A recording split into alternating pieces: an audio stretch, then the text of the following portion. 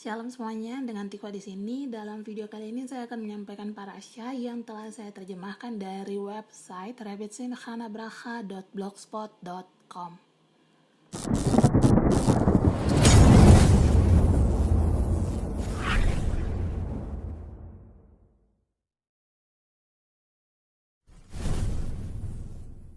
Parasha Selach Leka dengan judul Mengembangkan Visi Batin dan Menjelajahi Tanah Spiritual, terambil dari Bamidbar pasal 13 ayat 1 sampai dengan pasal 15 ayat 41.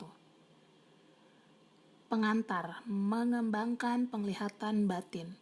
Parasha kali ini mengajarkan kita untuk mengembangkan penglihatan batin. Hanya melalui penglihatan batinlah yang memungkinkan kita melihat kebaikan tanah Israel. Hidup di tanah Israel memiliki banyak rintangan. Hidup di sini bisa juga sukar dan tidak mulus. Gajinya mungkin rendah, itu juga jika kita cukup beruntung untuk mendapatkan pekerjaan. Tempat tidurnya mungkin bisa keras dan tidak nyaman. Orang bisa memaksa, birokrasi bisa membuat frustrasi, begitu juga kekacauan yang terlihat dan lain sebagainya. Namun ketika kita menemukan cahaya tersembunyi dari Eretz, saking kuatnya cahaya itu hingga mungkin bisa membuat kita hampir buta. Emunah kita menuntun kita untuk mengatasi semua rintangan luar itu. Dan terhubung dengan esensi suci keilahian yang terhubung ke Eretz ini tidak seperti yang lain. Hal ini serupa dengan saat kita menemukan Syabat. Pada awalnya semua pekerjaan yang dilarang mungkin membutakan kita dari menghargai anugerah Syabat. Namun dengan melihat Syabat, dengan memelihara Syabat kita secara bertahap, hal ini dapat membuat diri kita peka untuk menerima berkat-berkatnya. Begitu juga dengan tinggal di Eretz Yisrael. Kita bisa buka diri kita sendiri untuk menerima berkat tersembunyi dari Eretz.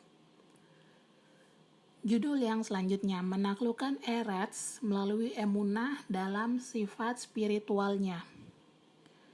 Netifat Shalom menjelaskan bahwa kesalahan mata-mata itu adalah mereka tidak memahami kualitas spiritual tanah Israel yang sebenarnya ini melampaui semesta alam. Mereka berpikir begitu akan meninggalkan gurun, keajaiban mereka dipelihara langsung oleh keajaiban Hashem akan berhenti. Karena itu mereka ingin memata-matai tanah dalam arti fisik untuk belajar strategi yang terbaik dengan penaklukan militer.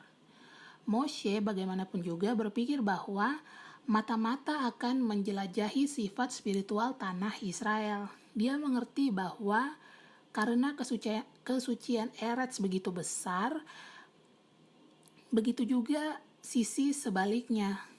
Tanah Israel dikelilingi oleh sesuatu yang tidak kudus, orang Kanaan dan Amalek.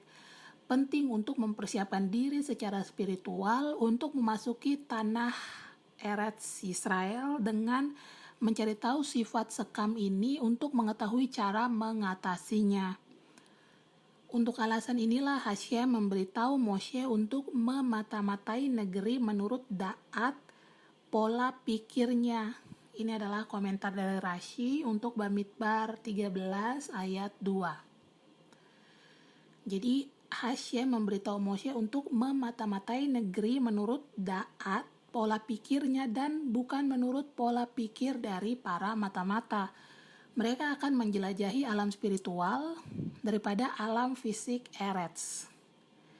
Satu-satunya cara untuk menaklukkan Eretz adalah melalui emunah yang teguh dalam kualitas supernatural, menyadari bahwa mata Hashem mengawasi secara konstan. Karena para mata-mata kurang memiliki emunah, maka mereka tidak bisa mewarisi Eretz. Ini adalah komentar Netifat Shalom, Parashat Selach, halaman 62 sampai 63. Judul yang selanjutnya, mengaktualisasikan cahaya tersembunyi Eretz. Kaleb dan Yehoshua menanggapi orang-orang yang mengeluh tentang tanah Israel dalam Bamidbar 14 ayat 7. Negeri yang kami lalui untuk diintai itu adalah luar biasa baiknya. Jika Anda mencari kualitas spiritual Eretz, Anda menyadari bahwa tanah Israel disiapkan untuk orang-orang Yahudi. Kemudian, cahaya baik yang tersembunyi di dalamnya terungkap. Orang-orang Yahudi dan tanah Israel adalah satu karena orang-orang Yahudi diperbaiki melalui Eretz, dan Eretz Israel diperbaiki melalui orang-orang Yahudi. Seperti ada tertulis dalam Yesayahu 60 ayat 21, pendudukmu, anak-anak Israel, semuanya benar. Mereka mewarisi tanah untuk selama-lamanya. Kata selama-lamanya atau dalam bahasa Ibrani adalah le'olam, biasanya diterjemahkan sebagai selama-lamanya dalam bahasa Indonesia. Contohnya pada frasa mereka akan mewarisi tanah untuk selama-lamanya. Namun demikian, kata le'olam di sana juga dapat diartikan tersembunyi. Arti kata le'olam adalah meskipun kekudusan di dalamnya itu tertutup dan tersembunyi,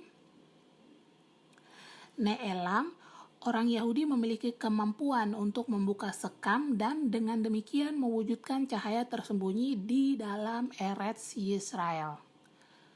Oleh karena itu, ada dikatakan dalam Bereshit 1 ayat 2, bumi belum berbentuk dan kosong. Dan setelah itu baru berfirmanlah Tuhan, jadilah terang, dalam Bereshit 1 ayat 3. Sama halnya dengan sebelum Israel memasuki negeri itu, kebaikan yang tersembunyi tidak terungkap di dalamnya. Karena itu, para mata-mata berkata dalam Bamidbar 13 ayat 32, negeri yang telah kami lalui untuk diintai adalah suatu negeri yang memakan penduduknya.